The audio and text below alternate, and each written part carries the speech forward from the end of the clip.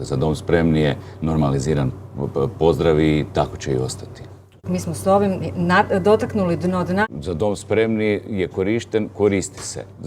Kuna je bila korištena pa ste ju koristili. Dakle, niste imali problema. Ja se borim za to da nam ne mogu docirati ljudi koji negiraju jame, koji negiraju komunistički teror, koji nam tumače da su nas jugoslavensko-srpski okupacijske snage 45. oslobodile, a nametnule su nam teror 45 godina. Ja njima oduzimam pravo da budu moralni suci i da nam nešto tumače. I zato je gospođa Orešković nervozna, zato su mnogi u Saboru nervozni, jer smo mi rekli crta, sada je tome došao kraj. Neće djeca, unuci partizana više biti povlaštena kasta u Republici Hrvatskoj. To je jedina stvar koja vas smeta.